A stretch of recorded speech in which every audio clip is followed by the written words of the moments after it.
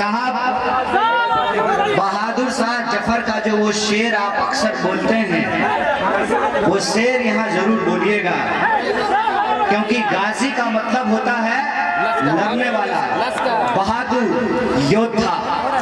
और आज जब मुल्क एक संकट से गुजर रहा है, हमको कायरों की नहीं लड़ने वालों की जरूरत है। और हम इसलिए चाहते हैं कि जो लड़ने वाले लोग हैं, जो बहादुर लोग हैं, वो हमारे साथ आए। हम इस मुल्क को बचाने का बीड़ा अपने कंधे पर उठाए हैं। इसीलिए जब हम कांग्रेस पार्टी का दामन थामे हैं तो हमारे मन में कोई दुविधा नहीं है। हमारा मन, हमारा विचार बिल्कुल साफ है कि जिस पार्टी ने इस देश को अंग्रेजों से आजादी दिलाई थी, वही पार्टी अंग्रेजों के चापलूसों को गद्दी से उठा कर जिनके भी मन में शंका है, उनसे मैं दो चार शब्दों के साथ, कुछ बातों के साथ रूबरू होना चाहता हूँ। पहली बात तो ये कि इस देश में कौमी एकजहदी के लिए, मुल्क की एकता के लिए, मुल्क की अखंडता के लिए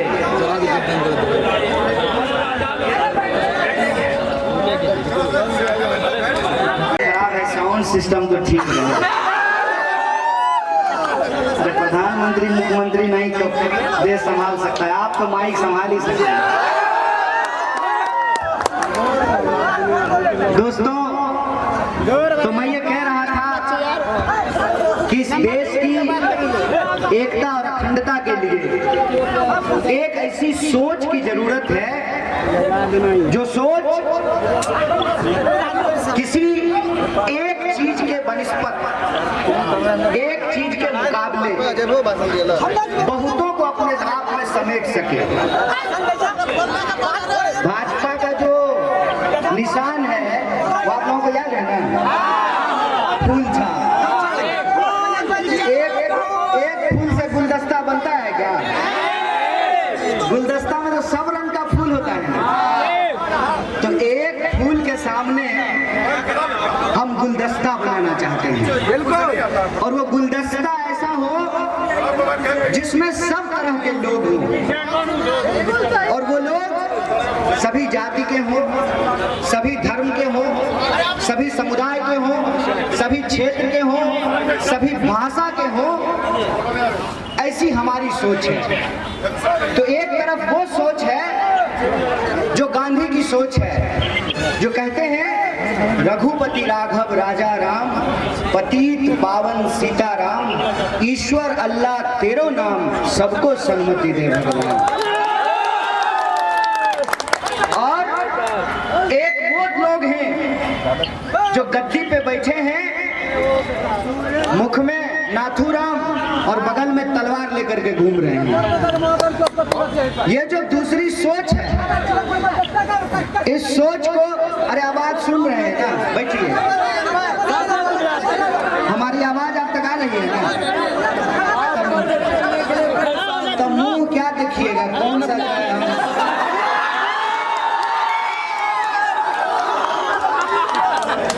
आवाज पहुंच रही है ना? दिल की आवाज दिल तक पहुंचनी चाहिए, चेहरा दिखे ना दिखे। चेहरे में क्या रखा है? क्योंकि आजकल लोग चेहरा बदल लेते हैं। मोबाइल पे लड़का सब फोटो खिंचाता है तो फिल्टर लगा देता है, हर फोटो में आदमी गोरा दिखाई देता है।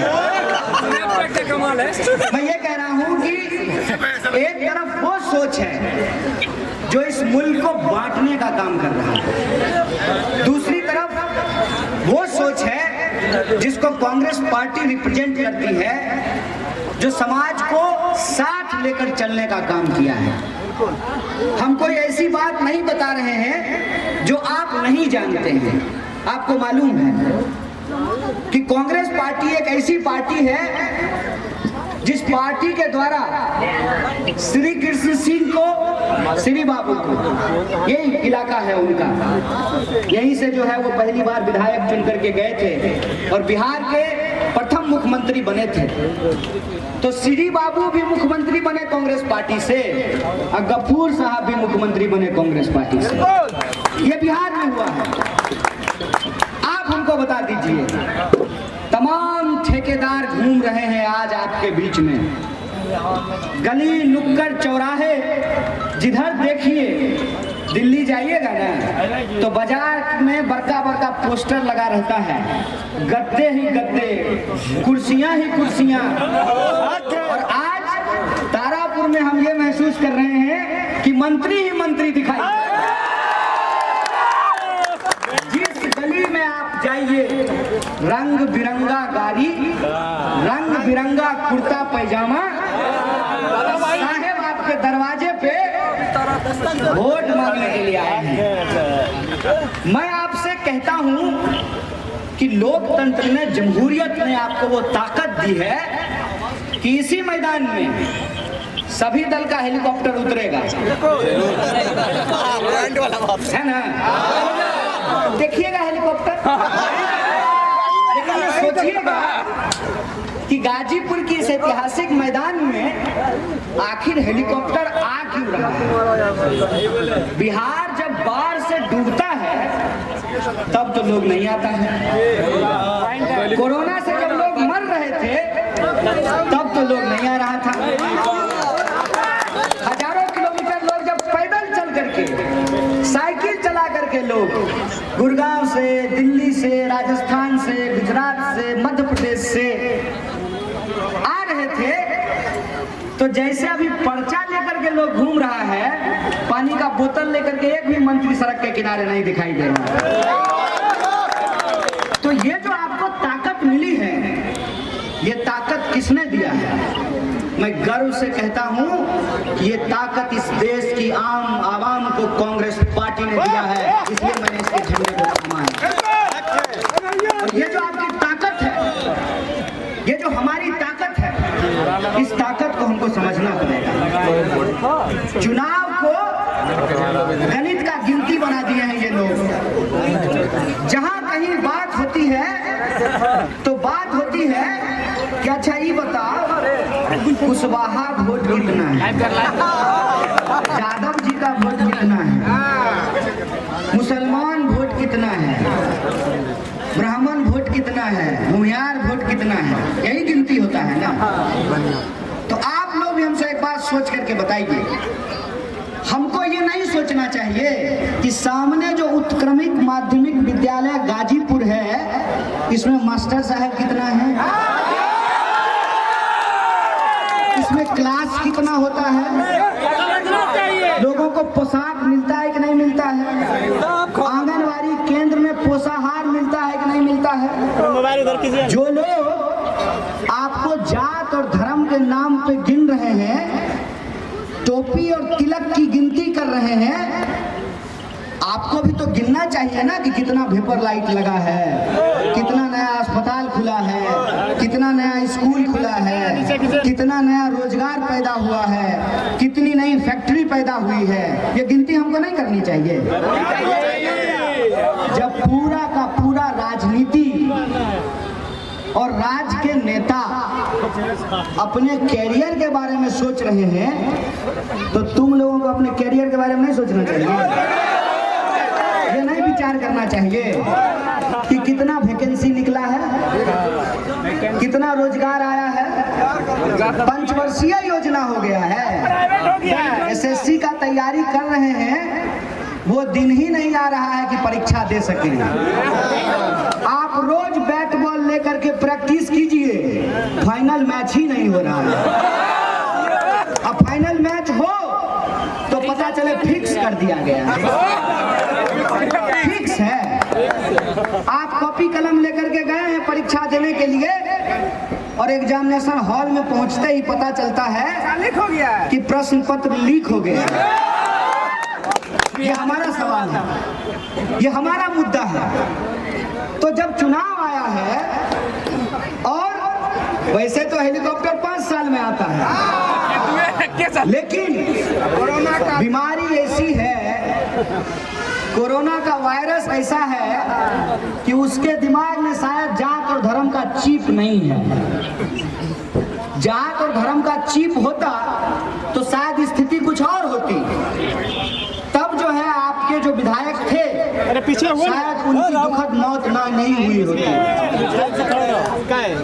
ये जो चिप नहीं है, डेंगू का मच्छर जब जाता है आपके पास काटने के लिए, तो कान में आपसे आपका आधार कार्ड नहीं मांगता है, ये आपको पता चल जाएगा।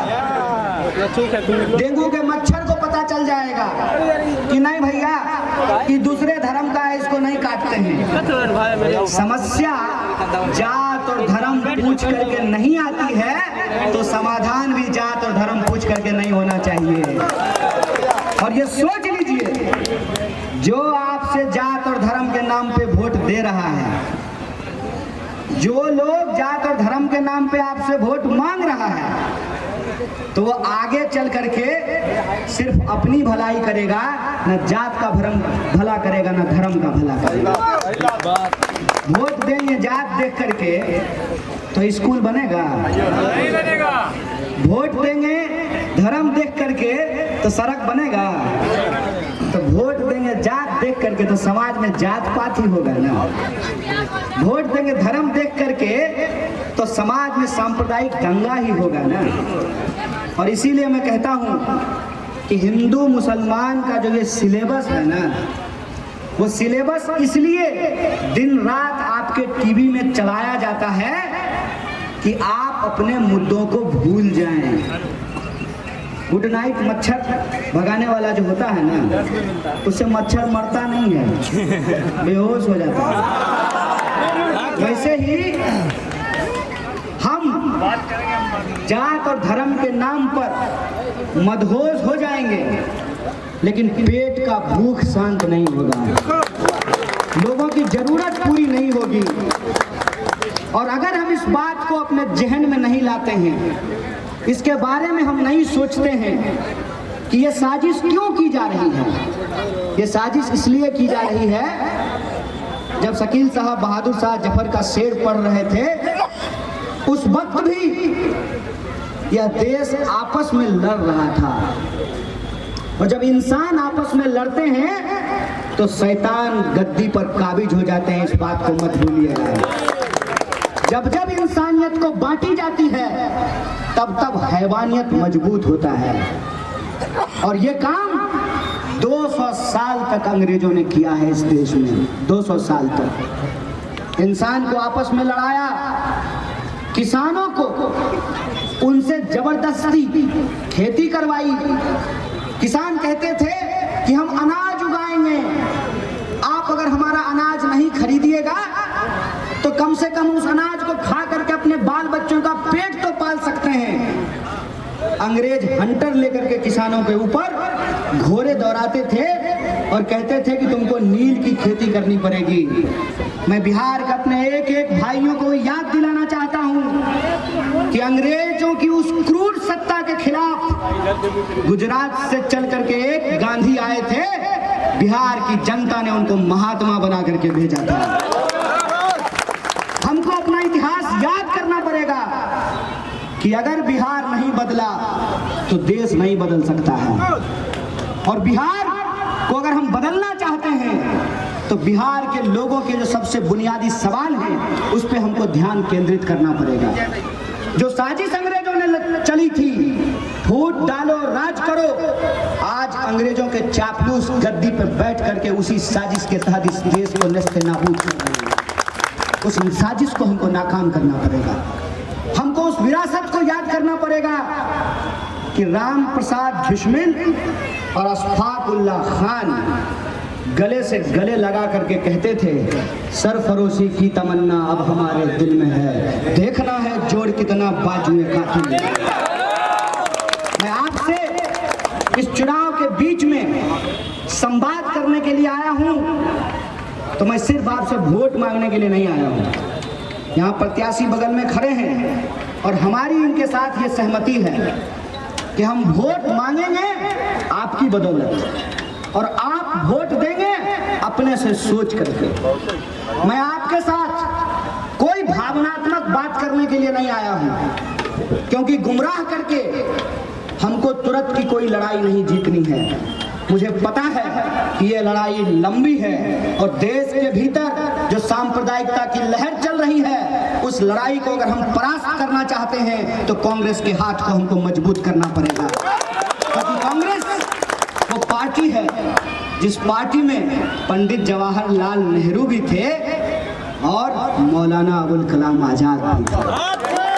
कांग्रेस वो पार्टी है कि बिहार के नेता बाबू अनुग्रह नारायण सिंह भी थे और मौलाना मजरूल हक भी थे। तो मैं उन तमाम लोगों को ये कहना चाहता हूँ कि हमको सेकुलरिज्म का नसीहत मत दो दोस्त। पता है क्यों? गृह मंत्री के पास हमारी कोई सीडी नहीं है, कोई सीडी नहीं है गृह मंत्री के पास। और हमने चोरी बेईमानी करके कोई महल नहीं बनाया है कि हम ईडी से डर जाएं। न सीडी है न ईडी से डरते हैं। सच बोलेंगे, सीना ठोक करके बोलेंगे। हम ये कहते हैं कि इस लड़ाई में एकता की जरूरत है। हम मुकम्मल एकता चाहते हैं, लेकिन चालाकी मत कीजिए, चालाकी मत कीजिए। सचमुच अगर आप दूध से दही बनाना चाहते हैं तो वो जोरन कांग्रेस पार्टी ही हो सकता है।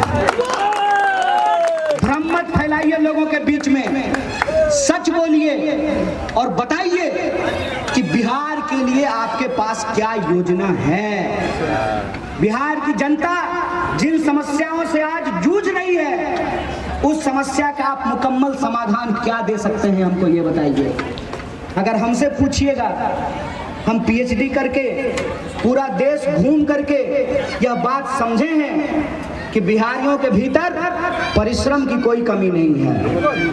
अगर हम मेहनती नहीं होते तो कश्मीर से लेकर के कन्याकुमारी तक हर मेहनत का काम बिहारी नहीं कर रहा होता। क्या नहीं करते हैं हम?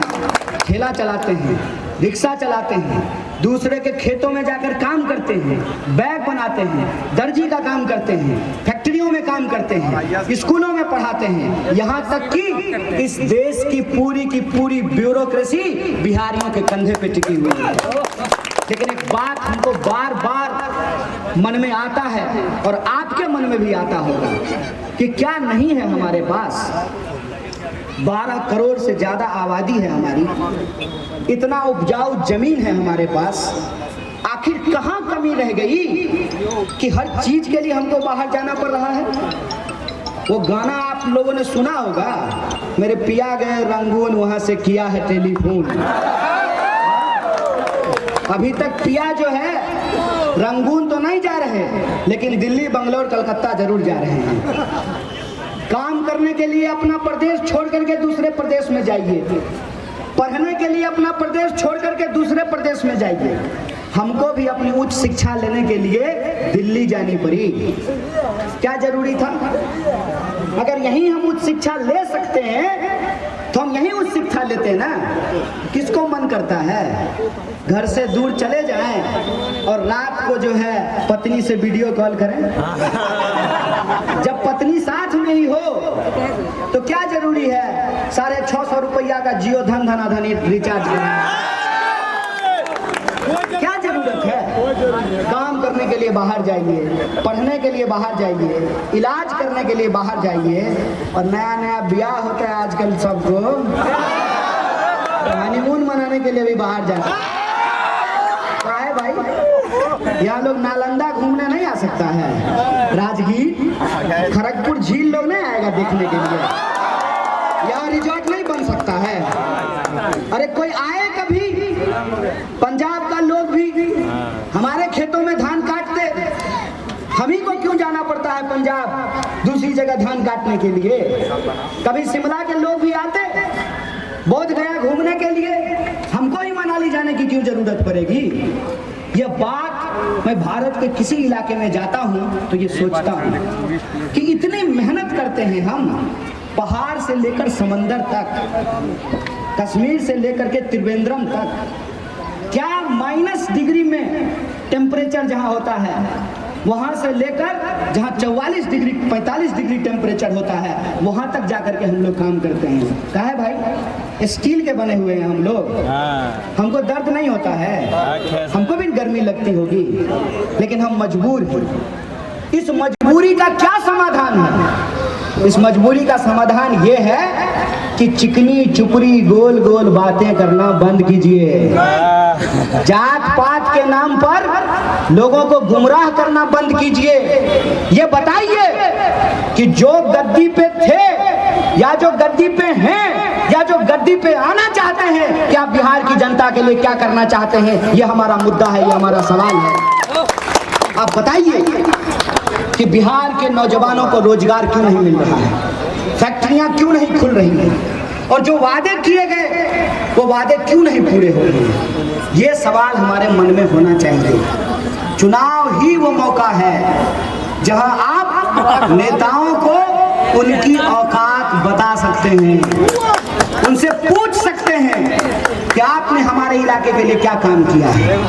और जो लोग ये कह रहे हैं कि हम काम करेंगे, उनसे भी जरा पूछिए कि ये काम कैसे करेंगे। और मैं अगर आपके बीच में इतने आत्मविश्वास से बोल रहा हूं, उसका एकमात्र कारण है कि राजेश जी पिछले कई सालों से हर कोई इस बात को स्वीकार करता है कि सबसे अच्छा कैंडिडेट तो यही है। तो सबसे अच्छा कैंडिडेट जब ये हैं तो मन में दुविधा किस बात की है?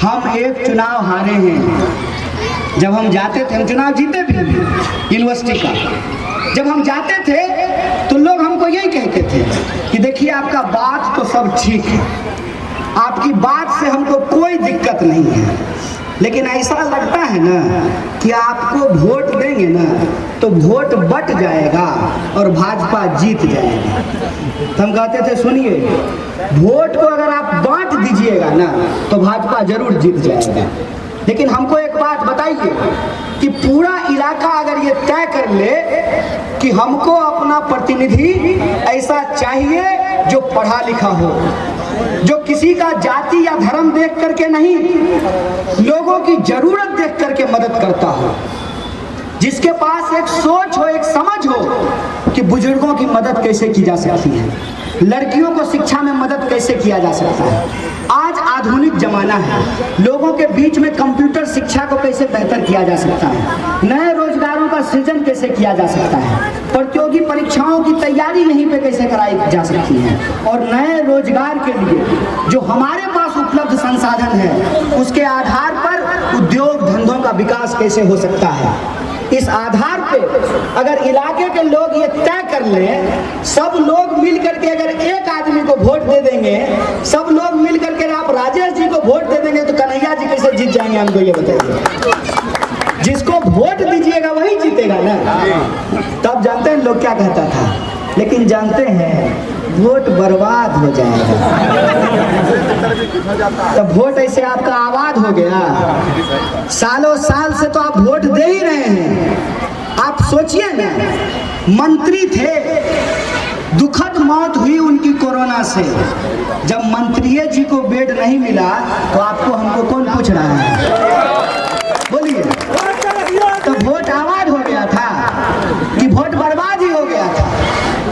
वोट आबाद और बर्बाद इस बात पे होगा कि वोट देने से हम आबाद हुए कि नहीं हुए, हम ऐसे इंसान का चुनाव किए कि नहीं जो अपने लिए नहीं, जो जात का वोट नहीं गिन रहा हो, जो धर्म का वोट नहीं गिन रहा हो, जो ये गिन रहा हो कि इलाके में स्कूल कितना खुला है, स्ट्रीट लाइट कितनी लगी है, सड़कें कितनी बनी है, ये गिन रहा हो। यह बात मैं आपसे कहने के लिए आया हूँ। मुझे नहीं पता कि आपको यह बात कितनी सच लगती है, लेकिन मैं एक बात रिकॉर्ड करके रख लीजिएगा मोबाइल में, सच्चाई के साथ आपके सामने साझा कर रहा हूँ कि मौका दीजिए। मौका नहीं देंगे ना तो लड़ने वाले लोग हताश और निराश हो जाते हैं। इसीलिए जब आप कोई मैच देखते हैं टीवी पर, क्रिकेट मैच अभी होने वाला है, तो हमारे टीवी के सामने बैठकर ताली बजाने से जो खिलाड़ी है उसका परफॉर्मेंस जो है वो सीधे रूप से प्रभावित नहीं होता है, लेकिन अप्रत्यक्ष रूप से प्रभावित होता है। अगर आप हौसला अफजाई करते हैं तो लड़ने वाले का मनोबल ऊंचा होता है। हम आपसे और कुछ नहीं चाहते हैं, हम चाहते हैं कि आपको अगर हमारी लड़ाई में भरोसा है तो तहे दिल से हमारा पीठ थपथपाइए, और हम वादा करते हैं कि इन तमाम दंगाइयों को अगर नाम नहीं लग रहा तो हमारा नाम बदल दीजिएगा। और एक बात और, हमको एकता में भरोसा है और हम अपने व्यक्तिगत हित को पीछे रख करके, जब मैं 2019 का चुनाव लड़ रहा था, यहाँ तमाम मंच पे बैठे हुए लोग हैं, हमारे सामने सिर्फ भाजपा नहीं लड़ रही थी, विपक्ष के लोग भी कैंडिडेट दिए थे, लेकिन हमने अपने मुंह से आज तक विपक्ष के किसी भी नेता के खिलाफ, किसी भी पार्टी के खिलाफ एक शब्द नहीं बोला है, क्योंकि हमारी समझ ये है कि हम राजनीति में व्यक्तिगत हित के लिए नहीं आए हैं। जनहित और देश का हित सर्वोपरि है हमारे लिए। और उस वक्त जब हम उस लड़ाई में थे, एकता की जरूरत महसूस करते हुए, उसमें हमारी तात्कालिक संख्या के आधार पे हार हुई, लेकिन हमने लड़ना नहीं छोड़ा है। और ठीक एक साल बाद 2019 का चुनाव हुआ था, 2020 में जब विधानसभा का चुनाव हो रहा था, हमने तमाम पार्टी के लिए चुनाव प्रचार किया। हमने आरजेडी के लिए भी प्रचार किया, हमने सीपीआई के लिए भी प्रचार किया, हमने कांग्रेस के लिए भी प्रचार किया, क्योंकि हम चाहते थे कि इस देश में सांप्रदायिक और जातिवादी शक्तियों को हराया जाए। इसीलिए हमको जिनकी वजह से हार मिली, उस हार को भुला करके इस देश की जनता और इस प्रदेश की जनता को जिताने के लिए हम एकता के साथ खड़े हुए। हमने एकता नहीं तोड़ी है, लेकिन ये बात आप लोगों को भी अपने आंख में रखनी पड़ेगी कि बिहार का अगर हम भला चाहते हैं तो हमको बदलाव के विकल्प को सावधानी से चुनना पड़ेगा। और जब अगर बदलाव के विकल्प को आप सावधानी से चुन रहे हैं तो एक बात को ध्यान में रखिएगा कि हमको कांग्रेस जैसी पार्टी की जरूरत हमेशा होगी। और हमको कांग्रेस जैसी पार्टी की जरूरत हमेशा इसलिए होगी कि इतिहास गवाह है। तमाम दल, मैं किसी एक दल पे कोई प्रहार नहीं कर रहा हूँ, तमाम दल का इतिहास ये है वो कभी ना कभी भाजपा के साथ गए हैं। एकमात्र पार्टी कांग्रेस पार्टी कभी भाजपा के साथ हाथ नहीं मिलाई है। इसमें कोई दो राय नहीं है कि कुछ लोग अपने निजी स्वार्थ के लिए कांग्रेस पार्टी को छोड़ करके भाजपा में शामिल हो जाते हैं, इसमें कोई दो राय नहीं है। लेकिन इस देश की जो तासीर है, जिसको हम कहते हैं विविधता में एकता, उस तासीर को अगर कोई पार्टी समझती है तो वो कांग्रेस पार्टी समझती है। और कांग्रेस पार्टी को बिहार में मजबूत करना, इस देश के भीतर धर्मनिरपेक्षता और सामाजिक न्याय और सामाजिक एकता को मजबूत करना है। ये बात हमको ध्यान में रखना पड़ेगा। हमको उस विरासत के लिए आपस में एक दूसरे का ढांढस बंधाना पड़ेगा, उनका हाथ पकड़ना पड़ेगा, क्योंकि हम उस मुल्क में भरोसा करते हैं जो एक रंग का फूल नहीं चाहता है, जो एक फूल नहीं चाहता है। हम हर रंग के फूल से गुलदस्ता बनाना चाहते हैं। हम चाहते हैं कि इस देश के भीतर चाहे मंदिर जाने वाला इंसान हो या मस्जिद जाने वाला इंसान हो, दोनों के लिए अस्पताल बने, दोनों के लिए स्कूल बने, दोनों के लिए सड़कें बने, दोनों के लिए रोजगार बने। ये हमारी लड़ाई है।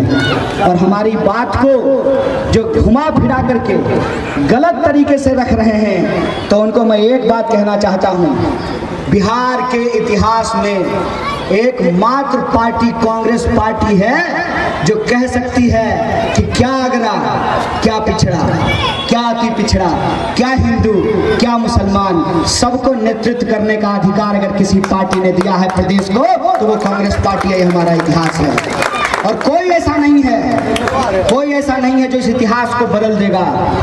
और इसीलिए हम किसी की लकीर मिटाने के लिए नहीं आए हैं। हम हाथ में रबर लेके नहीं घूम रहे हैं कि कोई पेंसिल से लकीर खींचेगा तो उसका लकीर हम मिटाते चलेंगे। हम शार्पनर लेकर के घूम रहे हैं। हम अपनी नोक को शार्प करेंगे, अपनी लकीर को बरी करेंगे, क्योंकि हमको यह लगता है कि आपसे आपकी पहचान नहीं मिट सकती है। जो लड़के बिहार से एएमयू पढ़ने के लिए जाते हैं, जामिया पढ़ने के लिए जाते हैं, जेएनयू पढ़ने के लिए जाते हैं, दिल्ली पढ़ने के लिए जाते हैं, या काम करने के लिए कश्मीर से कन्याकुमारी तक जाते हैं, उनसे पूछ लीजिएगा कि उनसे उनके बिहारी होने का आइडेंटिटी पहचान नहीं मिटती है। चाहे हिंदू हो तब भी कहता है कि बिहारी हो, और मुसलमान हो तब भी कहता है कि बिहारी हो। अगर हम बिहारी हैं तो उस स्वाभिमान को हमको बढ़ाना पड़ेगा, और उस स्वाभिमान को हम तभी बढ़ा सकते हैं कि जो हमको गाली दी जा रही है, गोली दी जा रही है, उस परिस्थिति को हम बदल सकें और अपने मुद्दे पर, अपना जो हमारा मुद्दा है रोजी रोटी, कपड़ा, मकान, शिक्षा, स्वास्थ्य, सड़क, बिजली, पानी और आत्मसम्मान पर, इस पे हम जनप्रतिनिधियों का चुनाव करें। और इस चुनाव के लिए आप सब लोग जब मतदान करने के लिए जाइएगा तो कौन नेता बनेगा ये मत देखिएगा, ये देखिएगा कि हमारे अंगूठा दबाने से हमारे आने वाली पीढ़ी पे इसका क्या असर पड़ने वाला है, इसका ध्यान रखिएगा। ये मैं अपील आपसे करने के लिए आया हूँ। वैसे तो बात करने के लिए बहुत सारी बात की जा सकती है, लेकिन एक आखिरी बात बोल करके मैं अपनी बात को खत्म करूंगा कि हम लोग गंभीर समय से गुजर रहे हैं। इस गंभीरता को हमको समझना चाहिए। जो आज़ादी इस देश को लाखों लोगों की कुर्बानियों के बाद मिली, कत्लेआम किया, तो उस आज़ादी के मायने को हमको समझना पड़ेगा, और लोगों के हक और अधिकार का जो सवाल है उसको ध्यान में रख करके हमको एक ऐसे राजनीतिक विकल्प का चुनाव करना पड़ेगा जहां धर्म के नाम पे झगड़ा नहीं हो, जात की लड़ाई नहीं हो, सचमुच विकास कोई जुमला नहीं हो, विकास जमीन पे उतरे। यह बात मैं आपसे कहना चाहता हूँ। इन्हीं शब्दों के साथ मैं आप तमाम लोगों से यह अपील करके अपनी बात को खत्म करूंगा कि अगर हमारी बात आपको सच्ची लगती है, ईमान वाली लगती है, तो आप सब लोग इसको स्वीकार करेंगे, और जो हमारे प्रत्याशी हैं 4 नंबर पर जो इनका वोट है, इनका जो निशान है, उस पर आप अपना आशीर्वाद देंगे, अपनी दुआ देंगे, इसको कबूल करेंगे। बहुत बहुत शुक्रिया। इनकलाब जिंदाबाद, हमारी एकता जिंदाबाद।